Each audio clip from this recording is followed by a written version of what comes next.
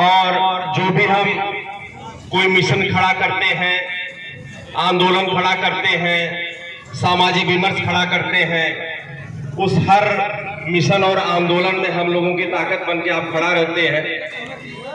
इसके लिए हम आपके आभारी हैं। आज हम लोग मुलायम सिंह जी को, श्री मुलायम सिंह जी को श्रद्धा सुमन अर्पित करने के लिए इस मुफ्तीगंज के ऐतिहासिक स्थान गांधी चबूतरा शहीद स्मारक पर उपस्थित हुए। कार्यक्रम की शुरुआत 12 बजे हुई और कई वक्ता हमारे पहले आए और श्रद्धेय मुलायम सिंह यादव जी के संदर्भ में अपने वक्तव्य को रखे। हमने भी जो कुछ मुलायम सिंह जी के बारे में पढ़ा है, अब तक जाना है, लोगों से सुना है, जो कुछ अनुभव किया है और जो कुछ भी आज आपने यहाँ पे बताया, तो उससे हमें यह महसूस होता है कि नेताजी समाजवाद के अद्वितीय अध्याय का नाम है। एक ऐसा नाम जिसने अपने पूरे जिंदगी संघर्ष करते रहे, चाहे बचपन की यादें हो उनकी, चाहे राजनीतिक जीवन का सफर। नेताजी के इंटर कॉलेज, के डिग्री कॉलेज इटावा से बहुत सारे प्रसंग जो है हमारे दीवानी नाले के वरिष्ठ अधिवक्ता लाल बहादुर यादव जी चाचा जी ने बता दिया है। जो कुछ छूट गया है और जिस कुछ चीजों का स्मरण मुझे आ रहा है उसका मैं बताना चाहता हूं कि मुलायम सिंह यादव सर्वप्रथम 14 वर्ष की अवस्था में जेल गए। लोहिया जी के साथ सिंचाई मूल्य वृद्धि के लिए आंदोलन चल रहा था। सिंचाई का जो दर था बढ़ा दिया गया था और लोहिया जी ने आंदोलन किया और लोहिया जी के आंदोलन में मुलायम सिंह पहली बार जेल गए। और जब जेल से छूटकर लोहिया जी बाहर आते हैं तो लोहिया जी ने मीडिया साक्षात्कार में कहा, मीडिया ने पूछा कि आप चुनाव का इंतजार क्यों नहीं करते? तो लोहिया जी ने कहा था जो आज प्रत्येक युवाओं में राजनीति करने वाले लोगों में प्रासंगिक है। लोहिया जी ने कहा कि जिंदा कौमें 5 साल तक इंतजार नहीं करती। उस विचारधारा से ओतप्रोत मुलायम सिंह यादव अखाड़े के अच्छे पहलवान थे और थोड़ा नाटे कद के थे, लेकिन बड़े से बड़े पहलवानों को चित कर देने का हुनर जानते थे। उनकी कला से उस समय के तत्कालीन विधायक जसवंत नगर नथू सिंह बहुत प्रभावित थे। मुलायम सिंह यादव जी को उन्होंने अपने राजनीतिक दल संयुक्त सोशलिस्ट पार्टी में सम्मिलित कराया। मुलायम सिंह जी के डिग्री कॉलेज इटावा से ग्रेजुएट हुए। ग्रेजुएशन का उनका एक सब्जेक्ट था अंग्रेजी, लेकिन मुलायम सिंह यादव जी ये जानते थे कि उत्तर प्रदेश के युवाओं का जो अंग्रेजियत का खंजर है कैसे भविष्य बर्बाद कर रहा है, इसलिए वो आजीवन अंग्रेजी के विरोध में, अंग्रेजी को उन्होंने कहा कि यह एक भाषा हो सकती है, व्यापारिक भाषा हो सकती है, लेकिन अनिवार्य भाषा नहीं हो सकती है। और उसका उदाहरण उन्होंने आत्मसात किया। आप परिणाम के रूप में देख सकते हैं कि ऐसे समय में जो व्यक्ति अंग्रेजी विषय से स्नातक पास हो, और मुझे लगता है कि मैंने कभी उनके मुंह से अंग्रेजी के एक शब्द नहीं सुने। और 1990 की बात है, मुलायम सिंह यादव मुख्यमंत्री बनते हैं और उन्होंने लोक सेवा आयोग से अंग्रेजी विषय की अनिवार्यता को समाप्त कराने का काम करते हैं मुलायम सिंह यादव।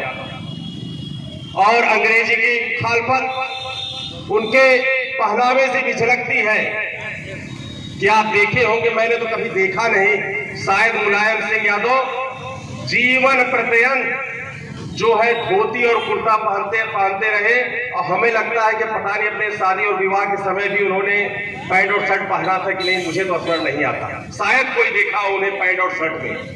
मुलायम सिंह यादव का जो ये देसीपन था, हिंदी के प्रति समर्पण था, उनके व्यवहार से भी झलकता था, उनकी बातों से झलकता था, उनके जो जीवन जीने की शैली थी उससे भी झलकता था। सबने तो बताया मुलायम सिंह यादव अच्छे पहलवान थे, लेकिन लाल बहादुर चाचा ने ये नहीं बताया उनका सबसे प्रिय दाव कौन सा। जी, तो अभी आपने बताया कि चरखा जो दाव था और धोबी पाट था, इस कला के बड़े माहिर थे और इसी चरखा दाव से अच्छे अच्छे पहलवानों को चित कर दिया करते थे। मुलायम सिंह के राजनीतिक जीवन का सफर 1967 में शुरुआत होती है। मुलायम सिंह यादव पहली बार जसवंत नगर से विधायक बनते हैं 28 साल की उम्र में। फिर मुलायम ने पीछे मुड़कर नहीं देखा और 55 सालों तक लगातार, सबने बताया कि 8 बार वो विधायक बने, 7 बार सांसद बने, 1 बार एमएलसी बने, 3 बार मुख्यमंत्री बने, 1 बार रक्षा मंत्री बने। तो एक व्यक्ति जो एक सामान्य परिवार में जन्मा हो और जिसका आर्थिक स्थिति भी एक सामान्य परिवार जैसी रही हो और एक बीहड़ों से जहां से आवाज उठाना भी कठिन हो, साइकिल लेकर मुलायम सिंह यादव जैसा व्यक्ति निकलता है और पूरे प्रदेश को अगर कहा जाए अपने कदमों से नापने का काम किया है तो मुलायम सिंह ने किया है। और उस स्तर के व्यक्तित्व का आज हम लोग स्मरण कर रहे हैं कि जो व्यक्ति साइकिल से निकला और इस सबसे बड़े प्रदेश उत्तर प्रदेश का मुखिया तक बना, इतना लंबा सफर करने वाला हमको लगता है कि अब कोई दूसरा नेता जिसके संघर्ष की कोई दास्तां बताई जा सके इस धरती पर शेष में। मुलायम सिंह यादव साइकिल लेकर सुबह 4 बजे निकल जाते थे। उनके दोस्त मित्र यार जब तक उठते थे 4 गांव टहल के चले आते। आज उत्तर प्रदेश की कोई ऐसी बाजार, कोई ऐसी न्याय पंचायत नहीं होगी कि जिस न्याय पंचायत स्तर पे मुलायम सिंह के कदम न पहुंचे, कोई बता नहीं सकता। अगर आज मुफ्तीगंज की धरती पे हम उनका स्मरण कर रहे हैं, उन्हें श्रद्धा सुमन अर्पित करने के लिए यहाँ पे एकत्रित हुए हैं, तो इस धरती पे भी मुलायम सिंह का आगमन हुआ है। कोई ऐसा नगर नहीं बता सकते कि जहां मुलायम सिंह जिस नगर को अपने कदमों से न नापे हो, तो ऐसा व्यक्तित्व कि जिसने संयुक्त सोशलिस्ट पार्टी से पहली बार विधायक बने और फिर राजनीति चंद्रशेखर जी के साथ समाजवादी जनता पार्टी तक पहुंचती है और मुलायम सिंह जेल में होते हैं और उस समय उन्होंने एक पार्टी का सृजन किया जिसे समाजवादी पार्टी कहती है। मुलायम सिंह ने जब भी संघर्ष की बात होगी, जब भी आंदोलन को याद किया जाएगा, जब भी विचारों की लड़ाई करने की बात आएगी, विचारों के लिए आंदोलन करने की बात आएगी, मुलायम सिंह को हमेशा उस संघर्ष के पथ पर मुलायम सिंह को याद किया जाएगा। मुलायम सिंह की विचारधारा को लोगों को बताया जाएगा। मुलायम सिंह जी लोहिया के विचारों का आत्मसात करते हुए बड़ा ही सुनहरा संस्मरण है। अतुल जी ने बताया कि हेलीकॉप्टर में जो उनके पुराने समाजवादी साथी थे वो लाठी लेकर बैठने के लिए कैसे जिद पर आ गए और मुलायम सिंह ने उनकी जिद को स्वीकार करते हुए अपना मित्रता का धर्म निभाया। तो बहुत सारे ऐसे संस्मरण हैं जो बताते हैं कि मुलायम सिंह एक समाजवादी नेता होने के साथ साथ एक मित्रवादी नेता भी थे।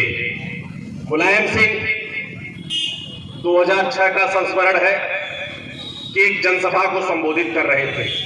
उन्होंने देखा कि समाज सामने कुशवाहा जी जो पुराने समाजवादी नेता है सामने बैठे हुए हैं।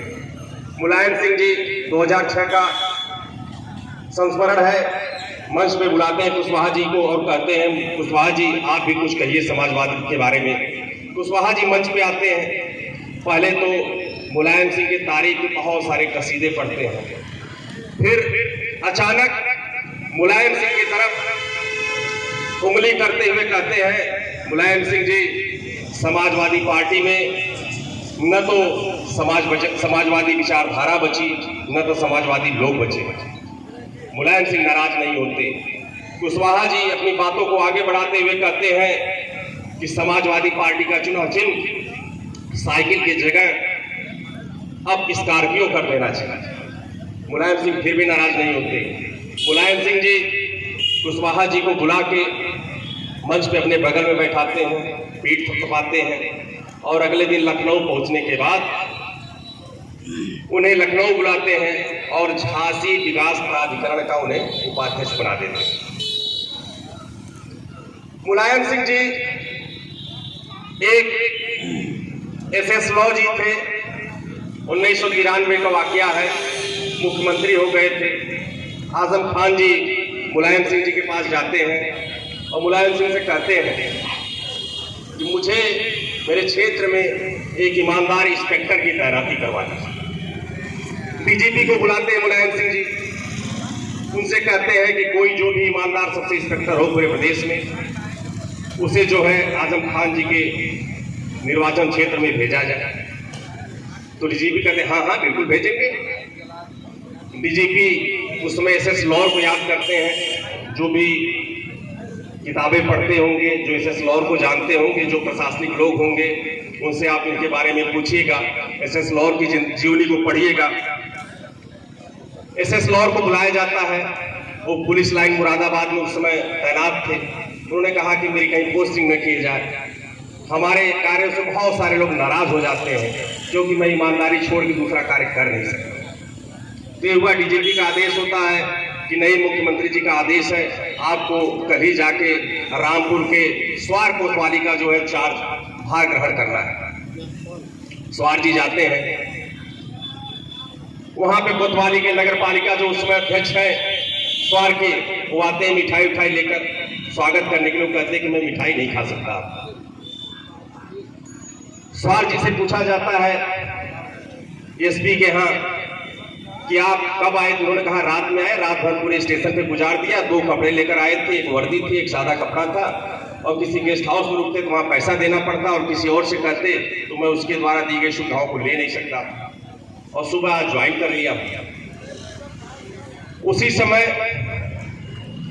एक महिला चिल्लाते हुए आती है, कहती है कि आज मुझे नगर पालिका जो अध्यक्ष है उनके द्वारा प्रताड़ित किया गया है, मारा पीटा गया है, भला बुरा कहा गया। उस समय एसएस लॉ जी कहते हैं ऐसा हो सकता है? कुछ सिपाही बताते हैं कि अभी आपके यहाँ नगर पालिका अध्यक्ष जी आए थे मिठाई उठाई लेकर। कहते हैं कोई भी रहे, लोग बताते हैं आजम खान के बड़े नजदीकी हैं, कहें कोई भी रहे। लॉर्ड जी जाते हैं सार्वजनिक जगह पे, उनके घर से गिरफ्तार करके लाते हैं और पूरे नगर में पैदल लेकर जाते हैं। उनकी जो स्टाफ कार होती है पीछे पीछे चलती है और थाने पहुंचते हैं। थाने पे सीओ आ जाते हैं, एसपी आ जाते हैं। लोग कहते हैं कि आजम खान के बड़े नजदीकी हैं अध्यक्ष जी, इनके साथ आप ऐसा नहीं कर सकते। लॉर्ड जी कहते हैं इनको तो जेल जाना पड़ेगा कप्तान साहब, चाहे मैं रहूं चाहे मैं रहूं। मुलायम सिंह के यहाँ संदेश जाता है, उन्होंने कहा कि जब जिसकी मैंने पोस्टिंग या कहते हुए कर दी तो ईमानदारी का प्रतीक है, उसके लिए मैं कुछ नहीं कर सकता, और उस नगर पालिका अध्यक्ष को जेल जाना पड़ता है और लॉर को इस कार्य के लिए मुख्यमंत्री रहते हुए मुलायम सिंह यादव जी द्वारा मेडल दिया जाता है। आपको बड़ा एक चर्चित आईएएस थे सूर्य प्रताप सिंह जी, पहली बार इनकी पोस्टिंग बदायूं में की जाती है और वहां पे चुनाव रहता है।